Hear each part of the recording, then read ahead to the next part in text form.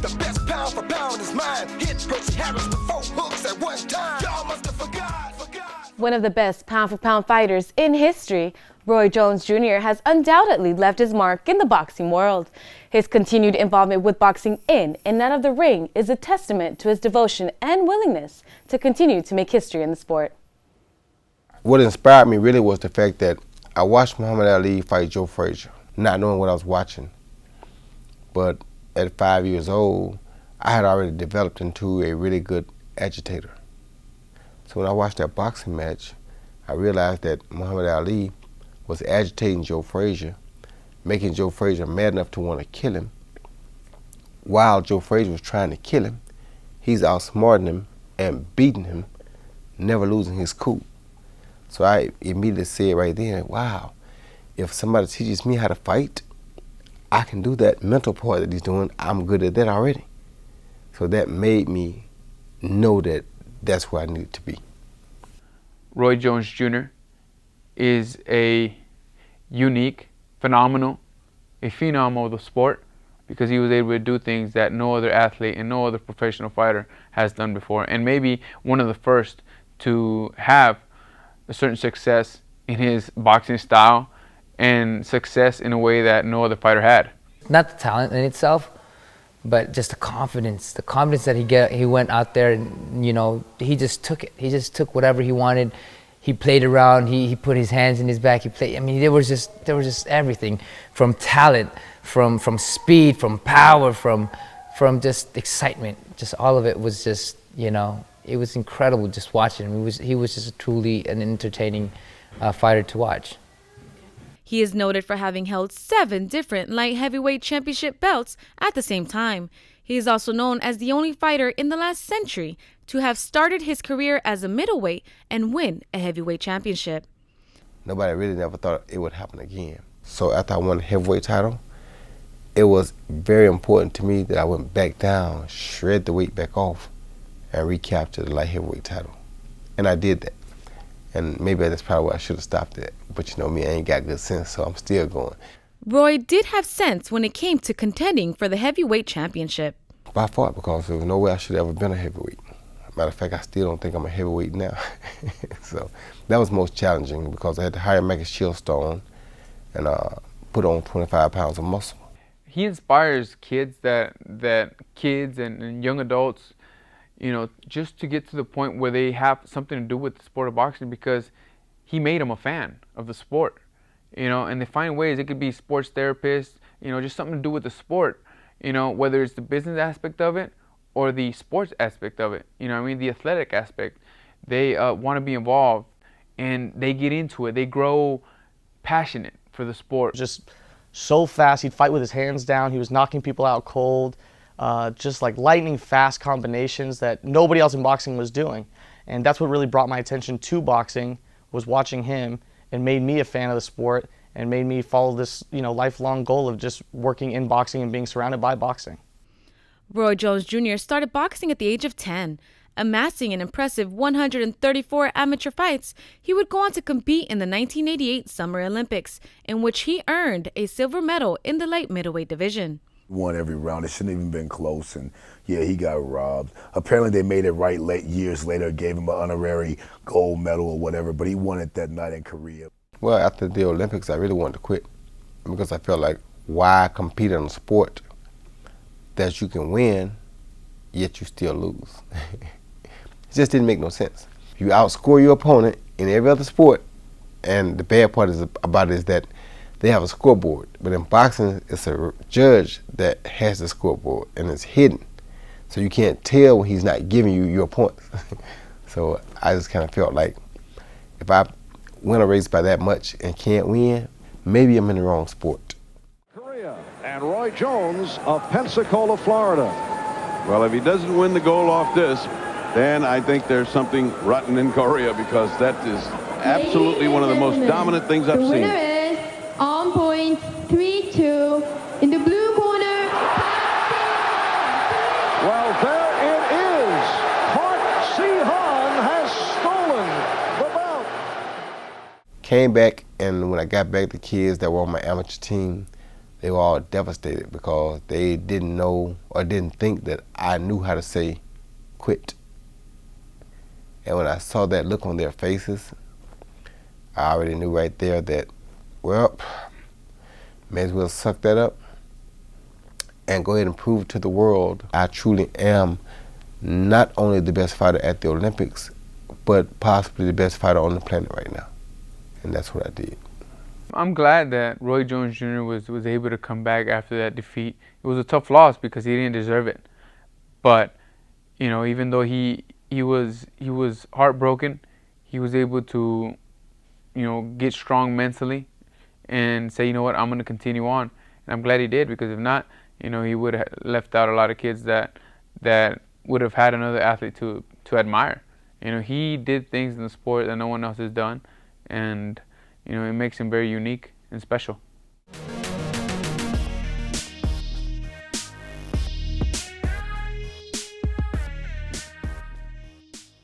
You have a disappointment, especially when you're great as him and you're not really used to losing. I'm sure it hurt him psychologically, especially since he didn't lose. And people knew he didn't lose, so to everyone else, he won anyway, so why quit? And quit he didn't. In fact, he found inspiration in his role models to continue his boxing dream. Muhammad Ali was my first, and Sugar Ray Robinson, the list goes on and on. I looked up to all those guys. But what I did was, I often found or looked for which quality in those group of fighters that I just mentioned, which qualities made which one stand out the most. And I put it all into one Roy Jones Jr. Roy, in his stellar career, has no shortage of memorable fights. The James Toney fight was a good fight because he was supposed to beat me. The Jeff Lacy fight was entertaining because I was 40 years old, still throwing 13 hooks in a matter of 11 seconds.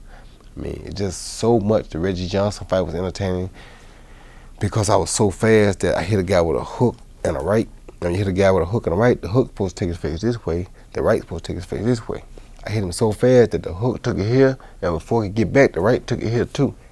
Impossible almost. The fight that really captivated me was the James Toney fight. I mean, just incredible talent, the chess match, the speed, the power, just showing all of that. I mean, Roy's confidence was just amazing.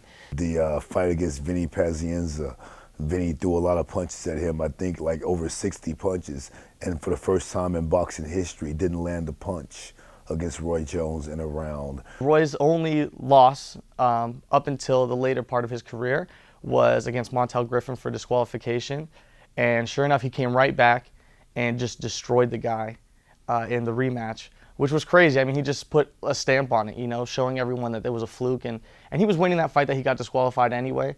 But it's, you know, it showed that he's in a totally different world from a lot of these guys. And Montel Griffin was really one of the top caliber guys at light heavyweight at the time.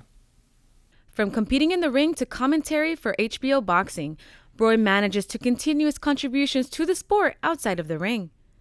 Commentary was actually a blessing that fell upon me that I never saw coming too, because I was actually at a fight, but Pernell Whitaker was supposed to commentate, and he didn't show up. HBO said, hey, you want to try this commentary gig? We need somebody. Pernell's not here. Sure. I did it, and they said they loved it. And from that point forward, I've been going off and on as a commentator. As an HBO commentator, he stands out from the bunch, from any network at all, just because he not only knows how to describe the fight as a commentator, but he knows how to describe it as a fighter. He's been in there, done that. You know, so he knows the feeling of being inside the ring. So he knows exactly what he's talking about. He knows exactly what each fighter is feeling and thinking. You know, and if you watch any fight that he's commentating in, you'll notice that he describes it with detail and that he's never wrong. Nail Pacquiao with the right hand. Oh! That's another knockdown. He's not getting up, Jim. He get up. He's not getting up, Jim. He's not getting up. No, he's been knocked out. A sensational right hand knockout by with the overhand right. You see that? Pacquiao missed the right hand. He knew he was coming. He just caught his rhythm because that's what has caused. So that's the shot. Bam, right on the button that the weightlifting definitely will help you with. That's the hardest and most dramatic shot we've seen in the sport since Sergio Martinez knocked out Paul Williams on November. Him as a commentator, you're hearing first-hand expertise verbally Everyone else may sound good and say stuff that sounds witty and intelligent, but it may not even have anything to do with the fight.